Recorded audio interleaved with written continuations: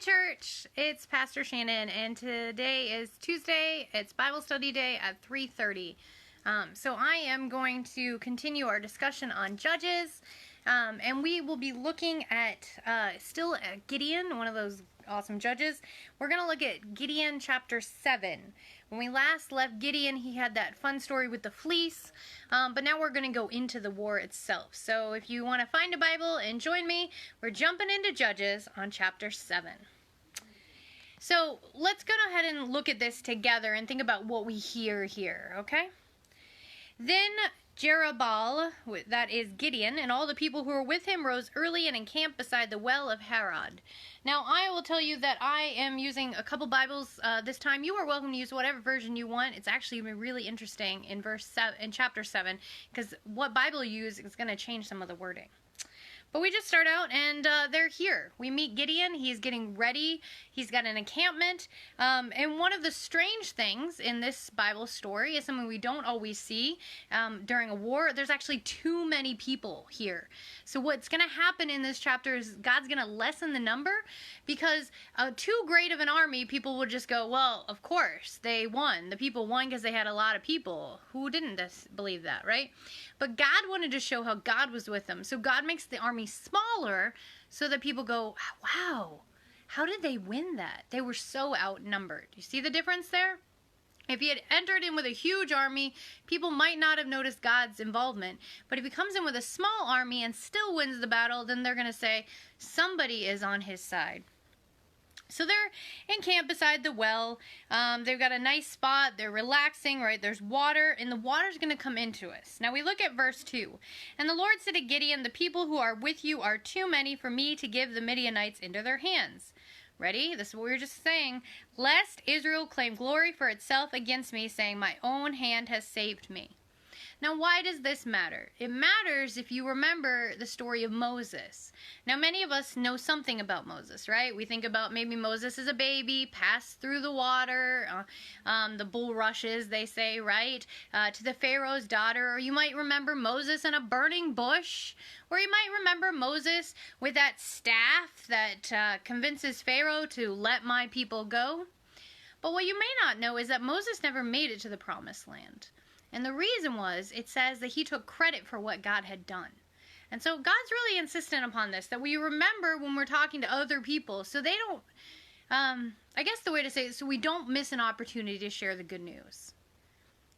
And hi everybody that's on here already. We got some great watchers already. And I just want to shout out to all of you, because I know through you, you are showing what God has done in your life. And what they're trying to say here is help to show what God is doing in your life. And you can't do that if you take all the credit and don't say, hey, God was involved. So, verse 3. Now therefore proclaim in the hearing of the people, saying, whoever is fearful and afraid, let him turn and depart at once to Mount Gilead. The easiest way to lessen an army is to say, does anybody want to not be here? Right? Is there anybody who is afraid? And if you're afraid, you may not fight as strong in battle, right? If fear is your overwhelming experience, you're not going to want to do your best. So it says 22,000 people returned. Wow, that is a lot of the army that did not really want to be there. And 10,000 remained. So he's down to 10,000 people from where he was originally at. So, but verse 4, but the Lord said to Gideon, the people are still too many. Bring them down to the water, and I will test them for you there.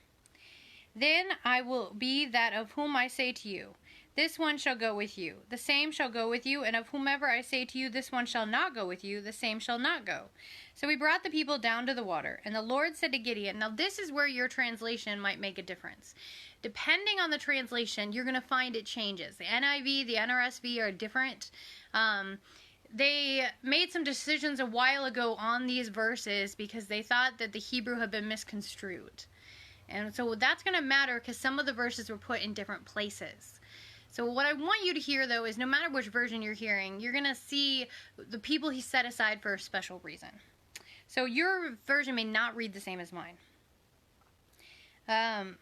Verse 5, so he brought the people down to the water, and the Lord said to Gideon, everyone who laps from the water with his tongue, as the dog laps, you shall set him apart by himself. Likewise, everyone gets down on his knees to drink. And the number of those who lapped, and in the Hebrew, lapped is more like licked, more than lapped, putting their hand to their mouth, was 300 men. But all the rest of the people got down on their knees to drink water. Then the Lord said to Gideon, by the 300 men who lapped, I will save you, and deliver the Midians into your hands. Let all the other people go, every man to his place. Now, you might be thinking, what is being said here? It's a very confusing passage, right? Why would God keep 300 people only to start a fight, first of all? But then why were the ones who were, compared to dogs, the ones that were kept? Well, the reason being, if you have ever had a dog, you'll know that when dogs drink water, they stick out their tongue, right? Right? Humans can't do that same way. I would invite you to try that this week. But be prepared that you are going to get wet. Because if you lick up water like a dog, you can't do it. You're going to have to bring your hand up to try to get to that. You can't just really put your face in. But the real reason that no matter what translation you have and no matter where they put the verses, what's being said here is that God wanted the people who did not lie down into the water. Now, if you're so thirsty, you're going to almost want to jump into that water, right? You're going to want to lie down in it. You're going to put your whole face and you're going to just soak it in as much as you can. But what God's saying is those 300 who are more like dogs who are holding their hand to their mouth, lapping it, look what I can do here that I can't do if my whole face is in the water. I can stay alert. I can still be on guard. Those were the best fighters. The ones who did not just like get down into the water and lose sense of what was going on around them. The others who are like this are much more aware of their environment. They're not fully bodied down. They're up here paying more attention to what's around them, and they can be much quicker in a fight. So that's why we've narrowed it down to 300. These are the best fighters that he had to begin with. And that's all God needs is those 300 people. Now that's a heck of a lot of a difference between the 30,000 he started with. All right.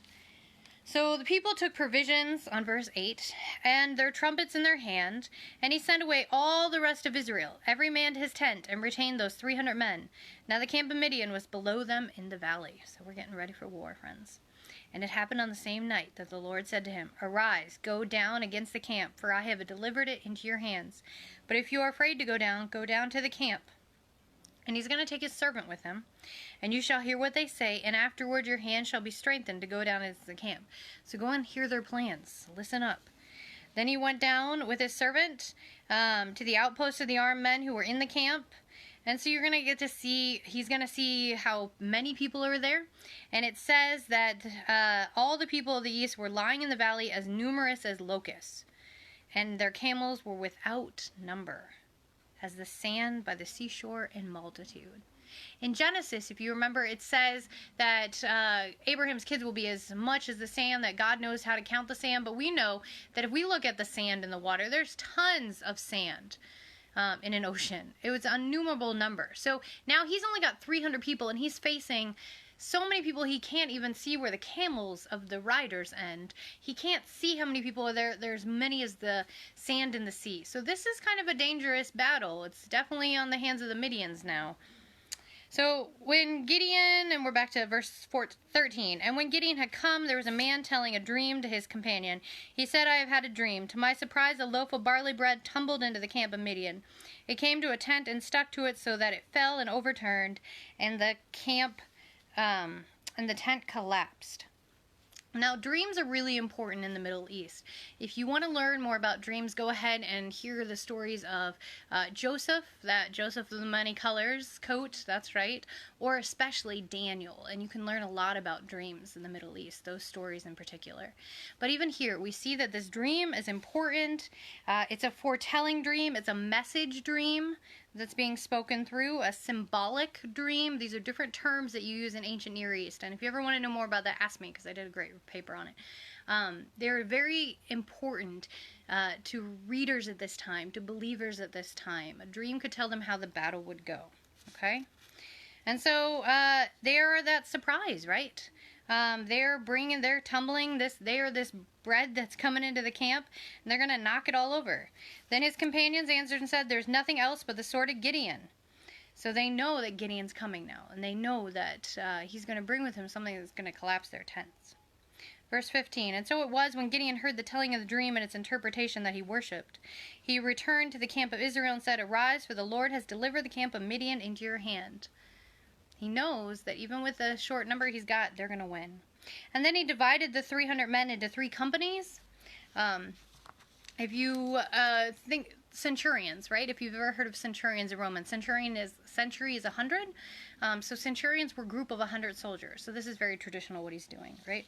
3 companies, 3 sets of centurions, in a sense 100 soldiers. And he put a trumpet into every man's hand with empty pitchers and torches inside the pitchers.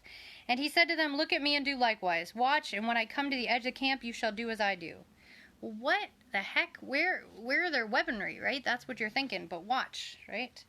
Verse 18, When I blow the trumpet, and I and all who are with me, then you also blow the trumpets on every side of the whole camp, and say, The sword of the Lord and of Gideon. The sword of the Lord and of Gideon. So Gideon and the 100 men who were with him came to the outpost of the camp at the beginning of the middle watch, just as they had posted the watch. And they blew the trumpets and broke the pitchers that were in their hands. Then the 3 companies blew the trumpets and broke the pitchers. They held the torches in their left hands, and the trumpets in their right hands were blowing. And they cried, The sword of the Lord and of Gideon. And every man stood in his place all around the camp, and the whole army ran and cried out and fled.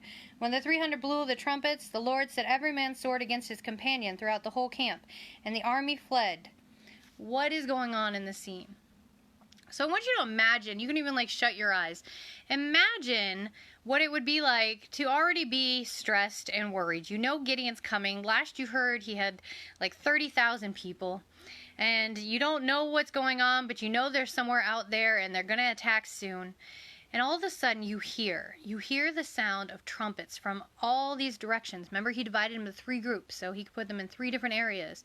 And you hear the sounds of these big groups coming. You've got to assume that this huge amount of people are about to attack. So what's happening inside the Midian camp is they're beginning to attack each other. They're so afraid of this massive army they've heard about coming, they start to go a little crazy. And so they're not using even their own weaponry, these 300. They've only used this sound. And we see other places in Bible, the walls of Jericho come down with a sound, right? Sound can be an effective tool in warfare in this time. And if you remember, whenever Americans were during the Revolution or Civil War, they would often have trumpeters and stuff. So we keep this tradition going. All right, now let's look at verse 23. And the men of Israel gathered together from Naphtali, Asher, and Manasseh and pursued the Midianites. Then Gideon sent messengers throughout all the mountains of Ephraim, saying, Come down against the Midianites and seize from them the watering places. So they're going to take what? They're going to take places near water, which is smart, strategic choices. Then all the men of Ephraim gathered together and seized the watering places. All right? So they're going to pursue them. They're going to push them back. They're going to get more land, the right kind of land that they want. And that's the end of chapter 7. So let's go into 8 for a minute. Now all the men of Ephraim said to him, Why have you done this to us by not calling us when you went to fight with the Midianites? And they reprimanded him sharply. And so he said to them, What have I done now in comparison with you? Is not the gleaning of the grapes of Ephraim better than the vintage of Abiezer? God has delivered into your hands the princes of Midianite. What is happening here? Some people said we weren't invited to go fight with you. Remember, God wanted a smaller group, so he didn't even get to ask some of the other tribes. And they're saying, hey, we would have been there with you, right? They're complaining after that they didn't get an invite to the party. And he's kind of, in a sense, saying to them, God's given you everything you want. Why are you still complaining? So you weren't invited at the beginning, but you received the rewards at the end. And it says, Then their anger toward him subsided when he said that. Verse 4, When Gideon came to the Jordan, he and 300 men who were with him crossed over, exhausted but still in pursuit. Then he said to the men of Sychoth, Please give loaves of bread to the people who follow me, for they are exhausted. Right? These are his troops that haven't eaten or stopped since the battle began. So they begin to question him, though. They say, And the leaders of Succoth said, Are the hands of Zebah and Zelena now in your hand that we should give bread to your army? They want to know, it alludes to, it's kind of an awful Middle Eastern passage, and I saw Evangelina's on here, which, hi, sweetie, but this one is not something you'd want to see in a movie. There's a Near Eastern military practice of cutting off the hands of captives. taking them back to the base, and that was the way they would tally up how many people they had fought. So, thinking about those kind of things. This is not Gideon. The first part of Gideon is this great story for kids, and I want you to go ahead and read that in your house, because those first chapter of Gideon that we looked at last week, that's that Gideon showing up in Judges, I want to say, I don't think it goes into 5. I think it just started. Yes. 6:11 is where it kind of starts, right? That's great for kids. But here we're getting into a little darker version of Gideon, a more adult version of Gideon. This is Gideon growing into manhood as a judge, right? Very quickly being thrust into this role as leader. So that's what they were asking. They were saying, in a sense, is the war done? Have you finished? Before we give bread to your army, has it done all its job? And so Gideon on verse 7 says, "For this cause, for the Lord has delivered Zephathah and Zalmunna into my hand, then I will tear your flesh with the thorns of the wilderness and with briars." And then he went from there to Penuel and spoke to them the same way. And the men of Penuel answered him, as the men of Succoth had answered. So he also spoke to the men of Penuel, saying, "When I come back in peace, I will tear down this tower." They weren't going to feed his army until everything was done. And he pretty much is saying to them, because you're not helping out when you're asked to help out, know that you're going to be just as much in pain as those who we have conquered, because they didn't help when help was needed. We can jump ahead a little bit. So verse 13, "Then Gideon the son of Joash returned from battle, from the ascent." He begins to ask some people some things and talk with some people. He's going to come to those men like we just talked about on verse 15, though. "And then he came to the men of Succoth and said, Here are Zebah and Zalmunna, about whom you ridiculed me, saying, Are the hands of Zebah and Zalmunna now in your hands, that we should give bread to your weary men? And he took the elders of the city and thorns of the wilderness and briars, and with them he taught the men of Succoth. And then he tore down the tower of Penuel and killed the men of the city." So he kept his word that since they did not help him when he needed help, that he would punish them later, and he does punish them later.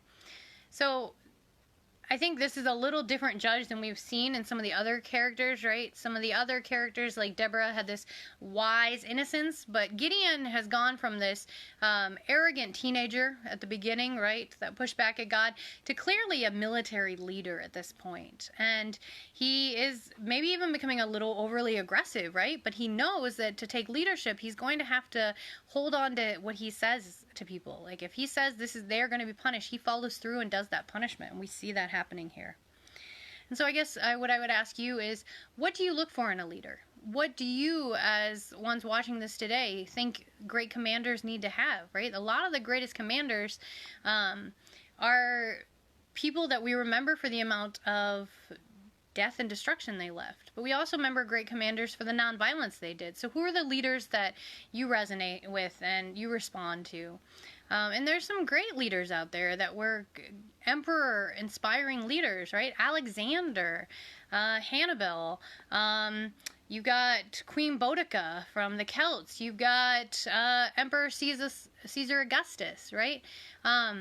What inspired those leaders to be as strong as they are? But is that what we really want in a leader today? Or is that a different leader that we need today? Because that's what's beginning to happen in Judges. They're beginning to say, who are the leaders we need at this time? And right then, maybe that was the leader they needed. But do we want that kind of leader that has an iron fist? You know, or do we want a leader that is more listening to the people, and what people, and who, and what does power look like today? There's all these questions that Judges is rising up, and that we should be asking as modern readers of this. What do we look for in a judge?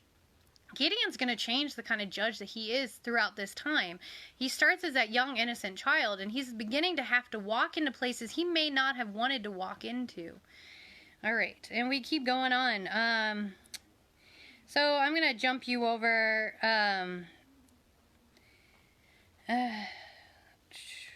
there is some more stuff, but I'm going to jump you to 22, sorry, there it is. "Then the men of Israel said to Gideon, Rule over us, both you and your son." So they have chosen him as that leader. Just like I said, you've got to kind of think about, what is a leader you look for as we come to voting time, right? What do you want in a leader? And so they have chosen, they've in a sense voted him in. God had already made him their judge, but now they affirmed that on verse 22. "Rule over us, both you and your son, and your grandson also, for you have delivered us from the hand of Midian. But Gideon said to them," ready? I will not rule over you, nor shall my son rule over you. The Lord shall rule over you." Then Gideon said to them, "I would like to make a request of you, that each of you would give me the earrings from his plunder," for they had golden earrings, because they were Ishmaelites. So they answered, "We will gladly give them." And they spread out the garment, and each man threw it into the earrings and the plunder. Now the weight of the gold earrings that he requested was 1,700 shekels of gold, beside the crescent ornaments of pendants and purple robes which were on the kings of Midian, and besides the chains that were around the camel's neck. Then Gideon made it into an ephod and set it in the city Ophrah, and all Israel played the harlot with it there. It became a snare for Gideon and to his house. The problem is what happens here. So Gideon does a great thing, right? He says, "I'm not your leader. God is your leader." This is not yet the time of David or Saul. This is not the time of kings. This is more like George Washington saying, "I'm not going to be a monarch. I'll be a leader for a little time, and somebody else is going to come in." That's what Gideon's doing here. But what he does wrong is, as soon as he says that, he says, "Let me have your earrings." They're golden earrings, right? And the men have no question. They throw them in.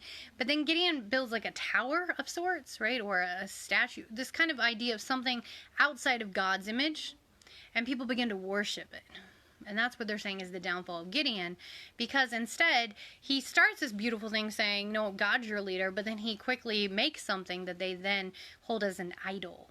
Something that they worship. So it becomes a snare to Gideon and his household. Thus Midian was subdued before the children of Israel, so they were lifted their heads no more, and the country was quiet for 40 years in the days of Gideon. Then Jerubbaal the son of Joash went and dwelt in his own house. Gideon had 70 sons who were his own offspring, for he had many wives. And his concubine who was in Shechem also bore him a son, whose name he called Amalek. Now Gideon the son of Joash died at a good old age, and was buried in the tomb of Joash his father, in Ophrah of the Ammonites.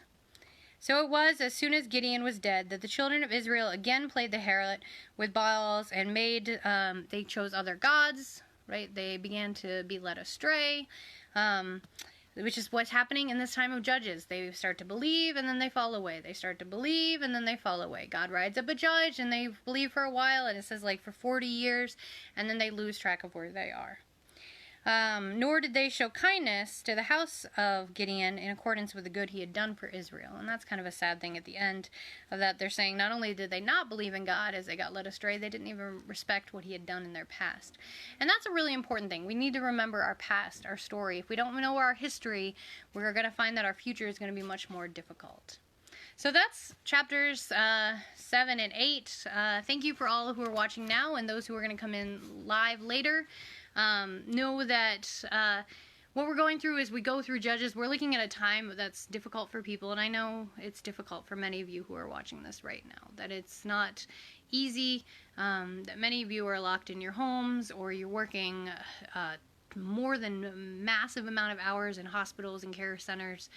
Some of you are isolated by yourself. Others are stuck in a home, and it may not be the greatest place for you. Sometimes it's an abusive home. Other times it is a great place, but being 24/7 with your family is a really hard thing to do. So whatever you're experiencing right now, I just want you to know that just like those Israelites that God walked with, God is with you. God is really the one fighting this virus. We are just walking with God through all of this, that you are not alone. And remember that even in that difficult time when they were lost in the wilderness, as many of us feel to be lost in the wilderness, they had somebody with them who was rising up leaders, who was with them, guiding them, protecting them, and staying beside them. So just know that you have that too right now. Okay, hope this inspires you. Bye.